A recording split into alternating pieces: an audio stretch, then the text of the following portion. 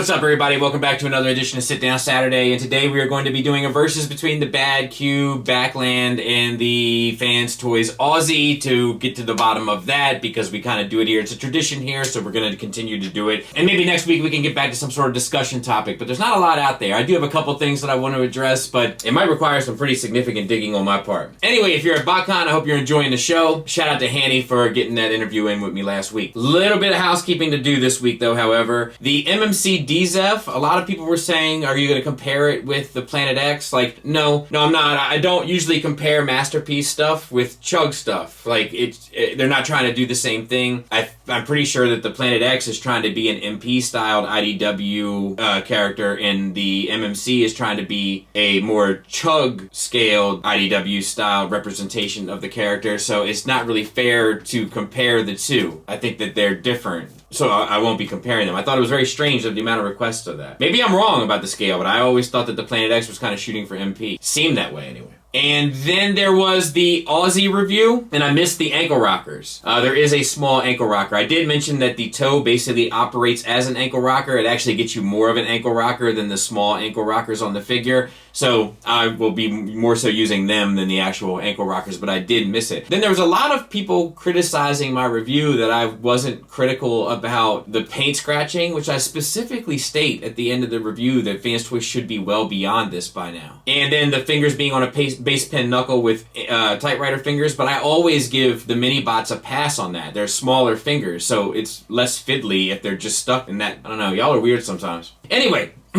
let's go ahead and start this Royal Rumble, and we will start, of course, with accessories. Now, I have to have a bit of a confession, but I never reviewed the BadCube Backland, so I may not have all the stock footage here to make this work like usual, but we'll do something as a result. I'll probably just use the Brawn from BadCube since the transformation is pretty similar, not identical, but pretty similar. But starting with accessories and gimmicks, the BadCube has the gun and the walkie-talkie or Decepticon detector, I think is what it was, and that's pretty much it, whereas the Fanstoys comes with the gun and with an alternate head and with the Megatron gun. And since the Megatron gun lights up, it's going to take the gimmicks category. So I will tie them out for accessories, but I'm going to give the gimmicks to Fanstoys. Moving on to build and materials. So the materials definitely go to Fanstoys. The plastics feel more sturdy. They feel more solid. The incorporation of diecast helps with the overall feel of the figure, etc., etc. The build, I'm going to give to BadCube because I can turn BadCube's head for one, but in general the joints are toleranced better, so I'm going to give the build to BadCube. Hardware is kind of a tie. They both use pins and screws, so nothing really to write home about there. From the front, I think the overall view, the Fanstoys is more effective. It looks more purposeful. It looks more put together. It looks more like a cohesive robot, whereas the BadCube kind of looks like it's trying to take a shape of a human-esque form. I think it's got to go to Fanstoys. So head sculpt-wise, like, I don't think that there's a clear winner. You can talk about accuracy, and I think Fanstoys takes in terms of sculpt. BadCube kind of takes in terms of deco, but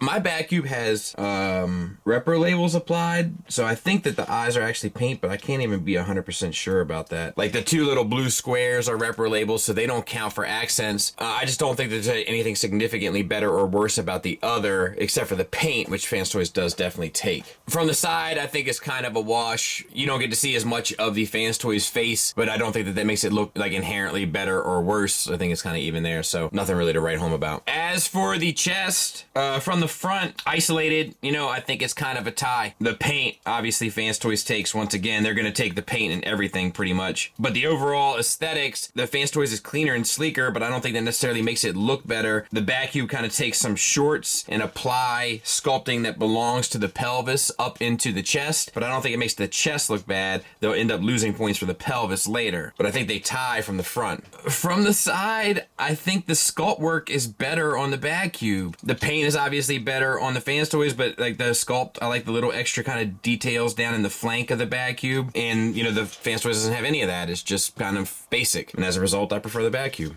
For the arm, a lot of the sculpt work is identical. The little rectangle in the upper shoulder, the line across the forearm, etc., etc. But where Fanstoys takes the lead is the cleanliness and the kind of cohesiveness of the elbow. It makes it look more put together as opposed to an action figure with toy joints, which is what the BadCube does with the elbow joints, the double jointed elbow. So Fanstoys is going to take it here. From the side, I think it's pretty much a wash. I do think that Fanstoys looks more kind of put together. I think it's because of the angle of the door, and I guess I could adjust the BadCube if I really wanted to. But I don't think it's a clear enough winner on either. But since Fanstoys takes the front, it'll take the arm. For the pelvis, Fanstoys clearly takes it. The BadCube kind of makes sacrifices to make it work and kind of adds part of the sculpt to the abdomen and such. And as a result, the kind of pelvis looks kind of unfinished. Plus, has the repro labels on it. Without it, the Fanstoys has the nice paint job. So the Fanstoys just takes this by a landslide. From the side, once again, it's just a more purposeful, more put together kind of section where the BadCube, due to transformation, and I don't even have it sitting 100% right, but just due to transformation, it just doesn't look quite as put together. Leg, once again, I think Fanstoys takes it by a mile. It's the sculpt work, to be fair, is cool on the BadCube, and I like it. It's the extra kind of kibble that hangs off the side that's not as cool, whereas the Fanstoys is just pretty clean. From the side, it's more of a tie. Like, there's not a whole lot of sculpted work with the Fanstoys. It just looks a little bit interesting because you can see all of the engineering involved. It's not like it's sculpt work. The BadCube does have some sculpt work, but it's like on the inside of kibble, so it's like a tie for me from the back, but from the front, the Fanstoys takes it. And from the back, I think the Fanstoys takes it as well. It fills in the gaps, whereas there's the big open holes with the BadCube. The backpack even looks a little bit more put together on the Fanstoys, where it looks like a little bit more cumbersome on the BadCube, and I think the arms are kind of a wash. So to wrap it up, BadCube takes the head, so to speak, as well as the torso, and Fanstoys pretty much takes everything else. Mainly due to the cohesiveness and cleanliness of the bot, which just looks more purposeful. I know I keep coming back to these same kind of adjectives, but they're just the right ones to use. Some of them it gets a little tighter, like the legs is a little bit more of a closer race, the arms are a little bit more of a closer race, but Fanstoys still has a way of edging them out. You add that into the kind of pelvis and how close the kind of chest and head race is anyway. That's what gives them the front and back view as well. It's just, that's just the vibes on this one, I'm afraid. Let's go through articulation. So the BadCube is on a hinge swivel. You get up to there,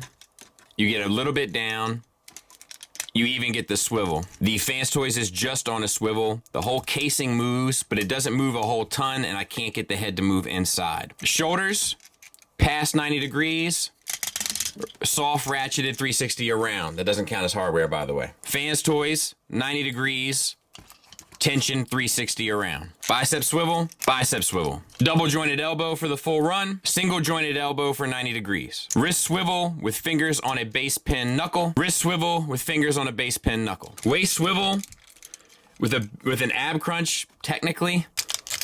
Limited waist swivel, no ab crunch. Universals for the full Van Damme and a little shy of the full Monty. Universals for the full Van Damme, shy on the full Monty, but more shy to be fair. Thigh swivel, thigh swivel. A double jointed knee, but still only really gets you 90 degrees. Single jointed knee with 90 degrees. No ankle tilt up or down, but you do get a limited rocker with a toe tilt. No ankle tilt up or down. You do get a limited rocker with a toe swivel, like a toe hinge that gets you the full rocker. So I'm gonna tie them out there as well. So BadCube clearly takes the head articulation. It can go up, it can go down, it can go left or right. Fanstoys can go a little bit left or a little bit right. BadCube also takes the shoulder. It has a wider range of motion going laterally, plus the elbow for the double hinge getting you the full run. It takes the waist swivel because it has a wider waist swivel, plus it has like the faux kind of ab crunch, but I think it counts. It also takes the hips because it has a slightly wider range of motion. And then they tie at the bicep, wrist, hands, feet, thigh, and knee. So Fanstoys doesn't take any single category here. Moving on to scale, I could get out a whole bunch of figures and show the Sumbo chart and everything else and do all of this, but they are literally like the exact same height.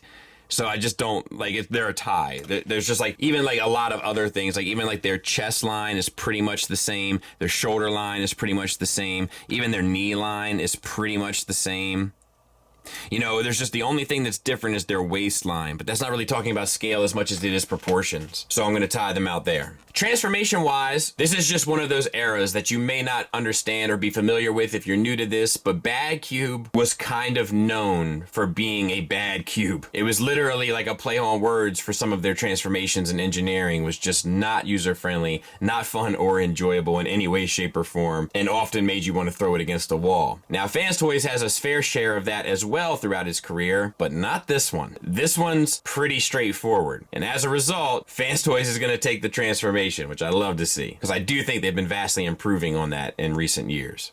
As for the alt mode, I really have a lot of issues with the Fanstoys alt mode. I just don't think they gave it enough nuance or enough attention to detail to kind of make it look like a realistic vehicle. You might argue that that's not their intention, and that's cool. We'll get to that when we get to cartoon accuracy, but for just an alt mode, I really think that BadCube does a better job overall. I think it looks like more of a realistic vehicle. You've got blinkers, you've got brake lights, you've got little parking light, or not parking lights, but like blinker, like side blinkers and stuff. You just got like stuff that suggests that it's a real vehicle a bit more than the Fanstoys. So I'm going to give the alt mode to BadCube. As far as accuracy, I mean, I don't think it comes to anyone as any surprise that the Fanstoys is far more accurate. The BadCube never really looked like the character. I think it kind of wrote it off and just tried to get Brawn as close as they could and then sort of threw caution to the wind, whereas Fanstoys really does take an approach to try to really nail the character, and as a result does a great job of it and gets the point for it without question. Price-wise, you know, you could argue whether or not it's fair because the BadCube one is so old, but the BadCube one is $100 and the Fanstoys one is obviously more, which gives the point to BadCube as well. Which one do you think looks better? The one on the left. This one? Yeah. And? No, definitely. Same one? Yep. All right. Thank you. All right, Jana, which one do you think looks better? That one. And real quick, she's getting ready to go to school. Literally 1 minute. Well, this one feels better. same one? Yeah. Okay, copy that. Thank you. All right, bye. Have a good day. You too. Which one do you think looks better? This one? Mm-hmm. All right. And which one do you think feels better? This one. Same one? Yeah, but I don't think they look the same. Yeah, I agree. They don't look. There's something wrong with that one. There's something. It doesn't look like that one. There's something wrong with this one. All right. Right. Which one do you think looks better? That one. This one? Yes. Okay. And which one do you like the feel of better? The same one. This one? Mm-hmm. Okay. Thank you. Yes, it does feel better. Bye. Which brings us to our final scores, and they tie in accessories because they both basically have two. Then he comes with the one for Megatron/Brawn, which does give them the gimmick point. They tie in hardware because although BadCube does have a soft ratchet, that's not really hardware. It's more like software if we were to use the analogy. And they tie in scale. BadCube takes the build category because Fanstoys has a number of tolerance issues throughout, to include the head not being able to move properly, some joints too tight, some joints too loose. BadCube is pretty consistent throughout. But the materials on Fanstoys do feel better, for what it's worth. BadCube takes the articulation. This was during the era where Fanstoys was really lacking in that department. BadCube also takes the alt mode due to lack of kind of decoration and any sort of indication that it actually is a real vehicle. And BadCube also takes the price point by $20. Fanstoys takes the gimmicks and materials, as we've already talked about. They also take sculpt and paint, which is something they normally do. In a weird twist of fate, they take transformation. They take presence because of my family, and they also take tune accuracy, of course, although BadCube isn't really competing for them in that space, which brings us to a final score of 7 for Fanstoys, which is one of the kind of most significant wins I feel like we've seen in a while, and I do feel like it is earned. We're also talking about years and years and years of separation between the two releases, but regardless of that, it still stands as a well-deserved kind of smash. And there you have it, and I think that's fair. And I'll be honest, it's been a while since Fanstoys has kind of smacked somebody around the ring, and you know, they were probably due for one, and this one definitely did it. It was interesting kind of handling both the years of separation between the two, and I do kind of appreciate that. And I got a Backland for sale. So anyway, you guys be good. I will be back Monday with an exclusive. No, not exclusive to me, but an exclusive figure. Thanks for listening. Thanks for watching. Until next time, take care.